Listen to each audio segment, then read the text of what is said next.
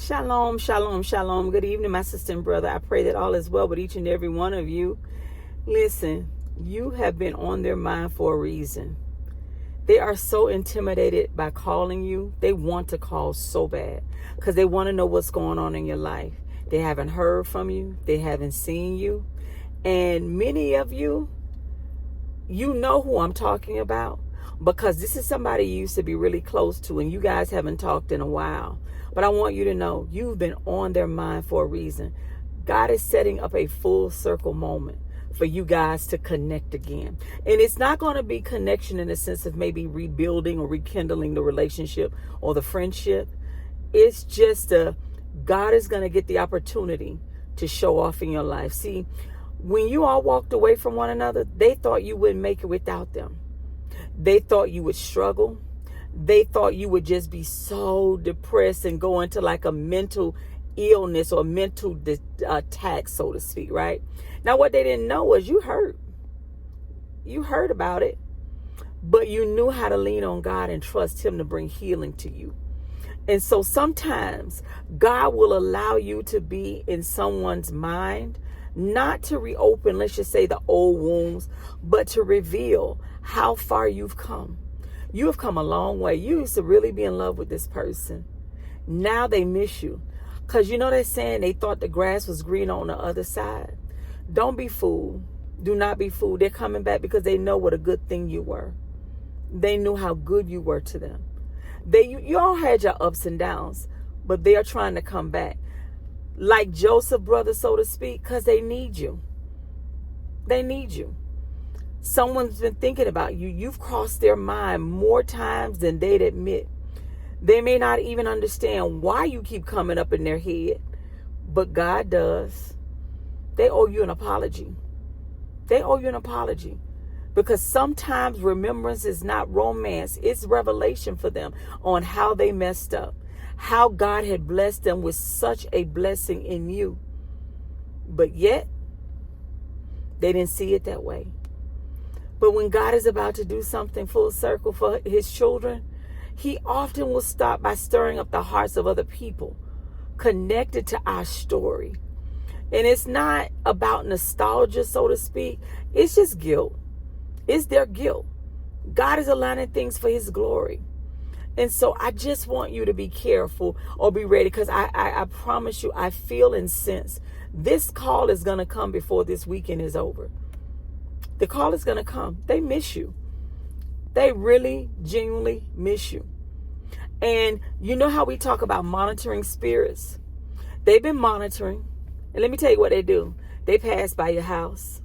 They pass by your job, hoping to just see you. You know how you have a private investigator that sits on the corner watching a house to see, they looking to see if the person that they're looking for is coming out.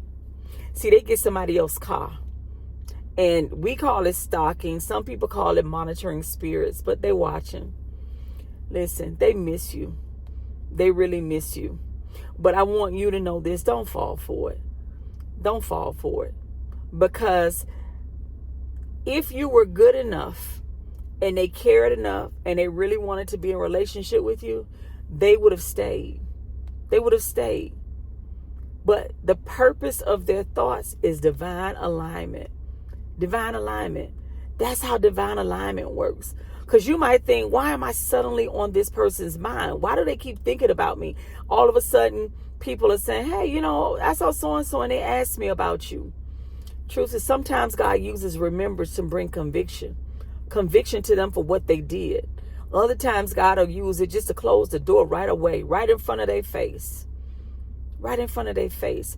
But I want to ask you something. If they approach you, how will you respond? How will you respond? Are you going to respond from a place that you still hurt? Or are you going to respond from the place that God has healed you? See, because not everyone who remembers you is meant to return to your life. And so if you respond from the wounded place, you'll snap. You'll be like a lion and you'll just roar at them and then you'll let them have it and you'll go off. That serves no purpose. Whereas if you go in with a gentle spirit, being kind and meek and mild, right, and humble, you'll hear them out, but you'll let them keep pushing. They're not a part of your purpose. They aren't. You've just been on their mind because they miss you. And that memory is God's way of showing them the difference between where they are, who they thought was better than you, and where his favor used to rest. You were favored. You were favored to them.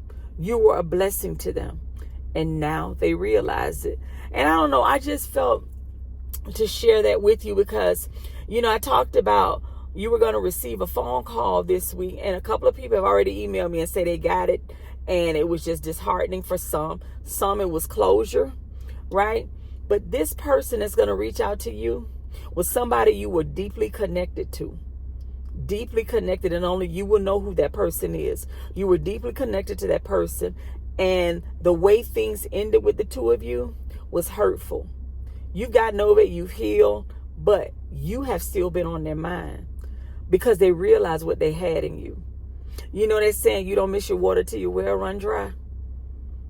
People think when, they're saying the grass green on the other side. Like, we look at people grass on the other side and it looks to be good to us. It looks like they have all the qualities and all the things we want.